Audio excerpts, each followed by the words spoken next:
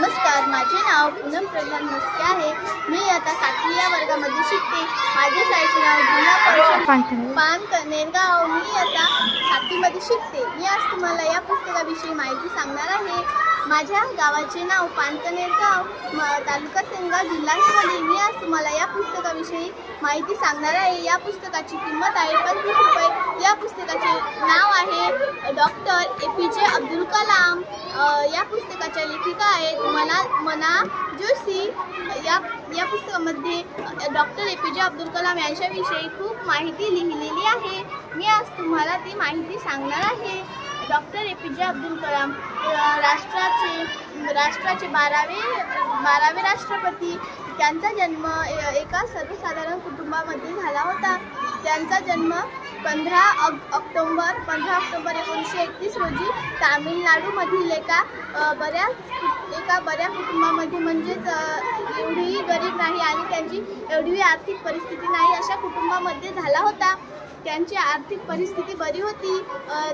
त्यांचे नाव अब्दुल असे होते। त्यांना घरी सर्वजण अब्दुल असेच म्हणत असे आणि सर्वजण घरी अब्दुल असेच म्हणत असे व त्यांना 2 भाऊ व 1 बहीण होती। असा त्यांचा षटकोनी परिवार होता। त्यांच्या बहिणीचे नाव त्यांच्या आईचे नाव आशियम्मा आणि त्यांच्या वडिलांचे नाव जुनल पस्त असे होते। ते एका सर्वसामान्य कुटुंबातील होते। ते एक खूप महान थोर नेते होते। ते महाराष्ट्राचे 12वे राष्ट्रपती होते आणि त्यांचे कुटुंब एक सर्वसाधारण आणि षटकोनी कुटुंब होते। ते एके दिवशी शाळेत जात असताना त्यांची बहीण त्यांना म्हणाली, "हो रे अब्दुल, तू तर कुटुंबातील सर्वात लाडका आहेस आणि आम्ही तर काय असेच आहोत। तू कुटुंबातील यामुळे लाडका आहे की तू खूप हुशार आहे आणि तू अभ्यासही करतोस। त्यामुळेच तू आपल्या कुटुंबातील सर्वात हुशार मुलगा आहेस आणि हे माझे 2 भाऊ तर काहीच अभ्यास करत नाहीत." अब्दुल असा म्हणाला, म्हणजे डॉक्टर APJ अब्दुल कलाम असे म्हणाले, "अगं, मी यामुळे हुशार आहे की मी सरांनी व माझ्या शिक्षकांनी सर्व दिलेले ज्ञान मी त्याच वेळी प्राप्त करतो। म्हणजेच मला जेव्हा ज्ञान प्राप्त करायचे असते तेव्हा मी त्याच वेळी शिक्षकांनी जे काही शिकवले ते ज्ञान प्राप्त करतो।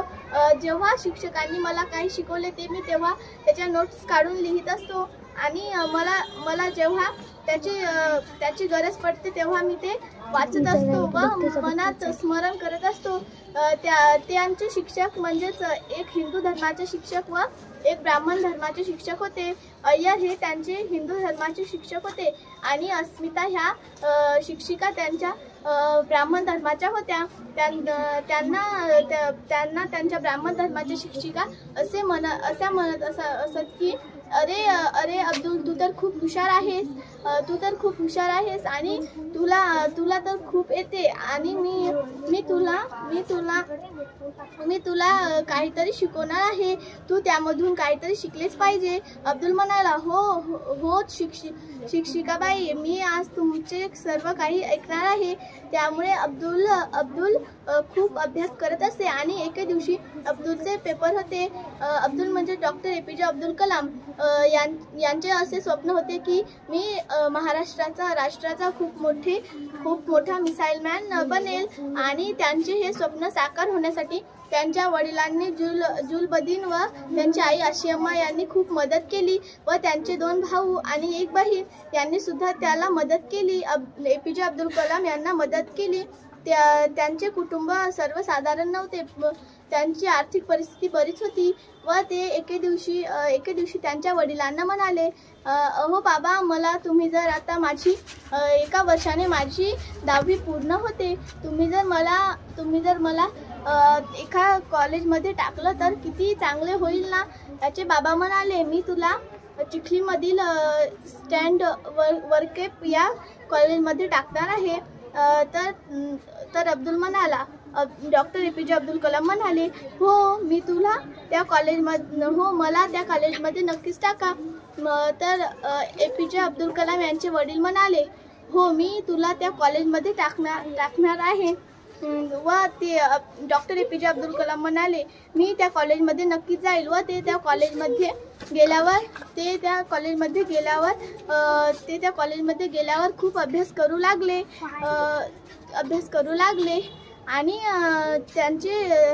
त्यांचे स्वप्न होते की मी मिसाईल मॅन नक्कीच बनेल आणि त्यांनी ते स्वप्न साकार करूनच दाखवले. व एके दिवशी त्यांचे वडील म्हणाले, अरे अब्दुल, तू तुझे स्वप्न तर साकार केले आहे, पण मला तू सांग की तू त्या कॉलेजमध्ये गेल्यावर काय काय केले. अब्दुल म्हणाले, म्हणजेच APJ अब्दुल कलाम म्हणाले, हो बाबा, मी त्या कॉलेजमध्ये गेल्यावर जे काही सरांनी शिकवले ते सर्व मनात प्राप्त करत असे. आणि डॉक्टर APJ अब्दुल कलाम असे म्हणाले, हो बाबा, मी आता खूप मोठे मिसाईल मॅन बनेल.